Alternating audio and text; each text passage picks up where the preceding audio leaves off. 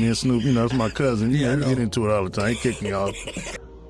Snoop didn't want me to produce anything on that album because he had You ain't got shit to do but hate on me, huh?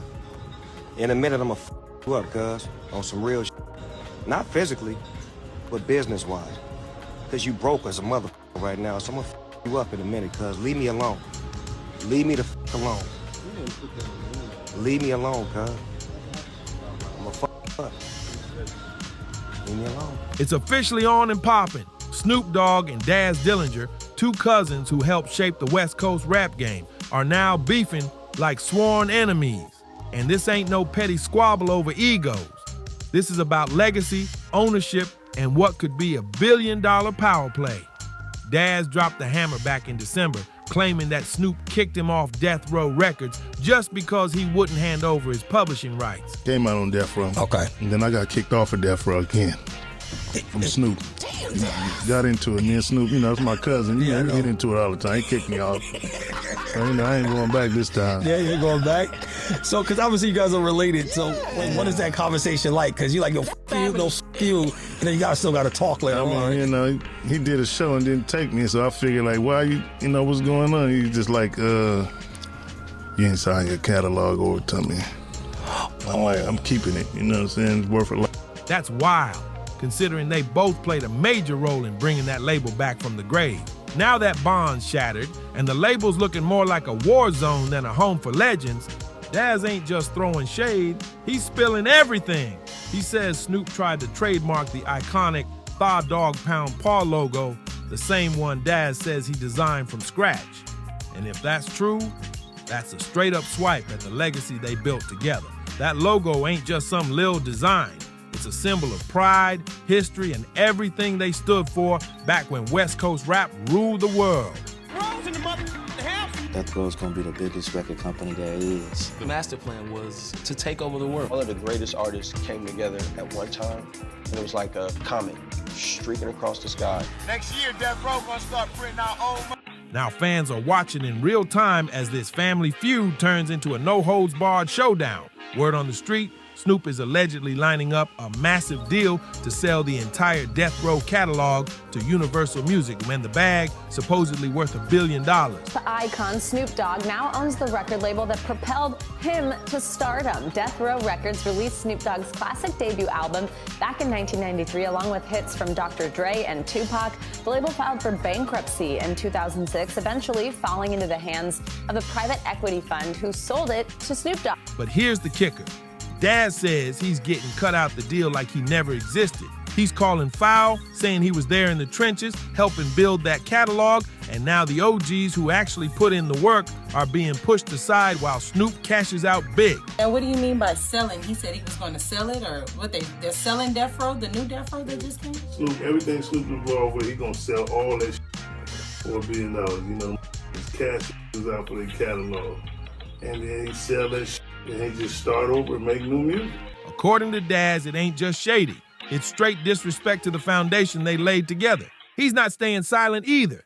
Daz been going online, dropping video after video, calling out Snoop by name. He's exposing what he claims are all the backdoor business moves that went down when Death Row changed hands.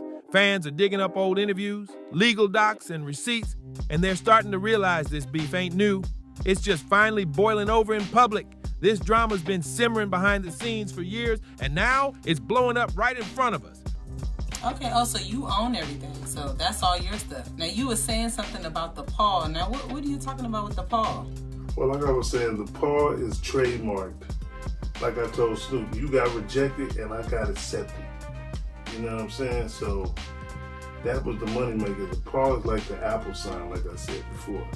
And like I said, they tried to go behind my back and trademark all my... Then came December 3rd, and that's when the gloves came off. Snoop fired back with heat, clapping at Daz with threats to ruin him financially and publicly calling him broke.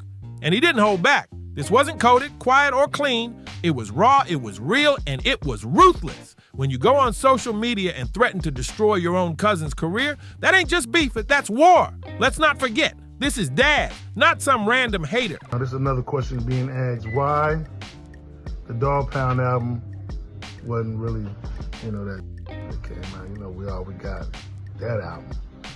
The reason why is Snoop didn't want me to produce anything on that album because he had to deal with all the producers where he get half of what he giving them. So I'll give you this money, but I'm giving half of the publishing like that. I don't want Daz producing. No, I just want him to be an artist, man. That's what he wanted me to be on Death Row.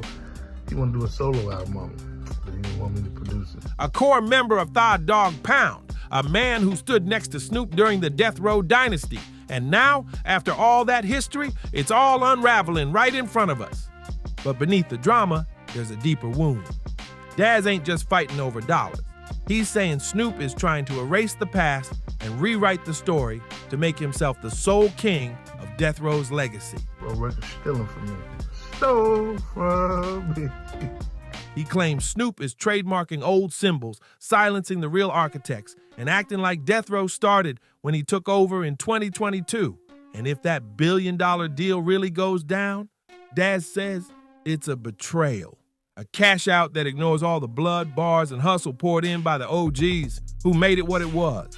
Now Daz is on a mission, putting all the dirty business out for the world to see. This feud, it's got layers like a scandalous mixtape, and every track hits dirtier than the last. Fans everywhere are asking, why did it even have to go public? Couldn't they have kept it in the fam, settled it like grown men behind the scenes? But nah, when loyalty clashes with $1 million contracts, folks stop playing nice. My little brother had passed away, and one thing about my little brother is that he loved like Daz, and he loved us together. And to honor him, you know, my mission was to, I started calling family members after that. And, he was calling. Yeah. Then, they was attacking. Oh, that's killing you. Yeah, because they know we supposed to be together. We got family that love. I mean, me and Snoop, like, we cousins, but we like brothers. We grew up together. So family know that we family, so when we not right, they know we not right. So, and they don't want to pick sides. Yeah. Like they supposed. Daz is calling it what it is. Betrayal. Straight up. He says Snoop switched up once he got that power, went all corporate, and lost the loyalty that built their brotherhood. And Daz ain't throwing shade. He's dropping names, dates, and receipts. From docs to timelines, he's laying it all out raw, exposing the side of the story Snoop ain't showing. Meanwhile, Snoop out here moving like a CEO with something to prove, brushing off the heat, cutting new deals, and acting like the king of the castle while the OGs who helped lay the bricks get left out in the cold. The game done flipped. This ain't about music no more. It's a public power struggle. From day one Death Row fans to new gen hip hop heads, everybody got an opinion. Some say Snoop turned his back on the fam, sold out to the system. Others say Daz is just salty because the power ain't in his hands no more. But either way, the drama's got the whole culture buzzing. Ain't got to do but hate on me, huh? In a minute, I'ma you up, cuz, on some real not physically, but business-wise. Cause you broke as a right now, so I'ma you up in a minute, cuz. Leave me alone. Leave me the alone. Leave me alone, cuz. I'ma up.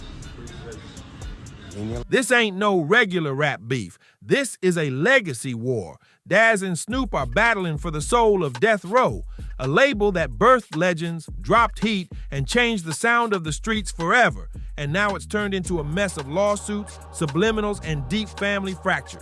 Snoop says it's an extremely meaningful moment for him, and he believes the label has immense untapped future. What's really at stake?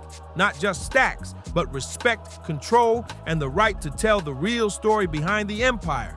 Daz is fighting to keep his name stamped on the foundation, while Snoop's making moves that look more like empire building than unity. And every fan, every outlet, every podcast is locked in, watching it go down like a hip-hop soap opera with no commercial breaks. The Death Row story ain't over. It just hit its most dramatic plot twist yet. We're talking $1 billion deals on one side, legal firestorms on the other. Daz is posting receipts like ammo, exposing shady contracts and calling out gatekeepers trying to erase history. Meanwhile, Snoop's flexing executive power, dropping merch, streaming old hits, and moving the Death Row name into new territory. But can you really move forward if you leave the architects behind? That's the question fans are asking. And the answers are getting uglier by the day. So hit that like button, drop a comment, and subscribe. Cause the receipts ain't stopping and neither is this feud. Now let's run it back to where the fire really got lit, Death Row's so-called rebirth. When Snoop took over the label in 2022, it was hyped up like a triumphant homecoming, like a real one reclaiming his roots to protect the legacy. But behind all that champagne and handshakes, Daz says it was a setup, a quiet power grab disguised as a celebration. According to him, Snoop wasn't about preserving nothing. He was trying to capitalize off the brand without breaking bread with the folks who built it. Daz says he didn't get a phone call, no contract, no courtesy heads up, just lawyers, trademarks, and dead silence. That's when it stopped being about business and started feeling like a hostile takeover from your own blood. And let's not act like Daz was just a background player. He was hands-on in the studio, making beats, writing bars, and helping shape the entire G-Funk era. Now he's seeing designs he created being claimed by people who weren't even in the booth back then. That's the kind of move that don't just kill business, it destroys families. And the worst part, folks trying to brush it off with, that's just how the industry works. But when it's your own cousin, your day one, your ride or die, that ain't business. That's betrayal. And now, the claws are really out. Daz just dropped another bomb, saying Snoop is not only taking credit for Death Row's rebirth, but also trying to erase the real players from the label's history altogether. According to Daz, he ain't just get pushed out, he got strategically cut off, blocked from access, cut out of meetings, and quietly erased from the paperwork like he never existed. And he's not the only one. Word is, other OGs tied to the Death Row legacy are also being pushed aside. Voices silenced, names scrubbed, and credits mysteriously disappearing from official docs. If that's true, we're talking about a full-blown legacy hijack. Daz says this ain't just bad business, it's intentional sabotage. He's calling out a rewrite crew. Folks behind the scenes trying to reshape the narrative so Snoop stands alone at the top while everyone else fades into the background. And the fans are starting to see it. Folks online been digging through liner notes, old interviews, and archives, and they're asking questions. Why aren't the original Dog Pound members being credited on re-releases?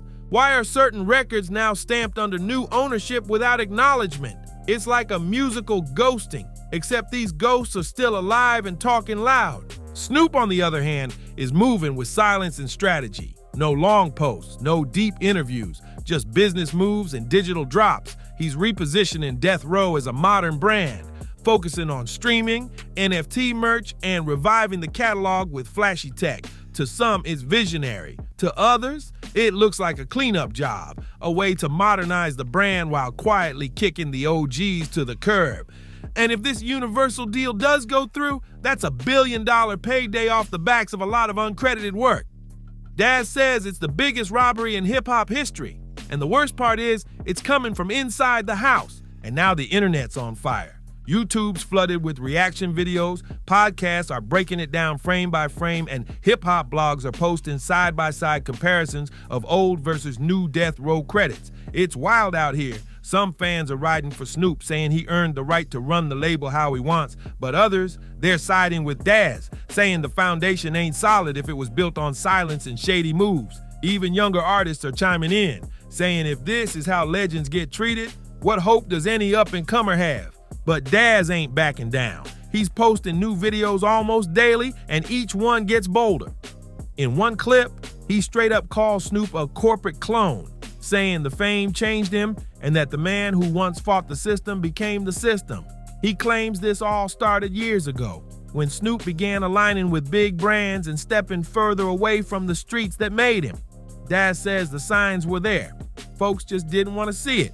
But now, the mask is off and the betrayal's on full display. And then there's the fans, divided, emotional, and loud. Social media turned into a war zone with hashtags flying, clips surfacing, and fans posting throwbacks to remind people who really held it down. Some say Snoop earned the right to own it all. Others say he forgot where he came from. There's folks bringing up old footage, unreleased tracks, and hidden stories that paint a whole different picture of how Death Row was built and who really owned what. It's like history is being rewritten in real time, and every new post adds fuel to the fire. Now legal eyes are watching too. If Daz decides to go the full legal route, this could turn into a court case that opens up the books on Death Row's ownership, its deals, its payouts, and every penny earned since the buyout. That's a can of worms nobody in the industry wants open, because once you start digging into music rights, shady contracts, and buried royalties, the truth can burn down legacies. And with Snoop talking big deals with Universal, a scandal like this could scare off buyers or force renegotiations. That means real money on the line, and Daz knows it. So what's next? That depends on how loud Daz keeps speaking and how far Snoop's willing to go to protect his crown. One thing's for sure, this ain't gonna die down quietly. The streets are watching, the fans are digging, and the OGs are speaking up. Whether you stand with Daz or ride with Snoop, there's no denying this beef just pulled back the curtain on how dirty the music game can get, even between family. So stay locked in, because this saga's still unfolding, and the next move could change the whole legacy of Death Row forever.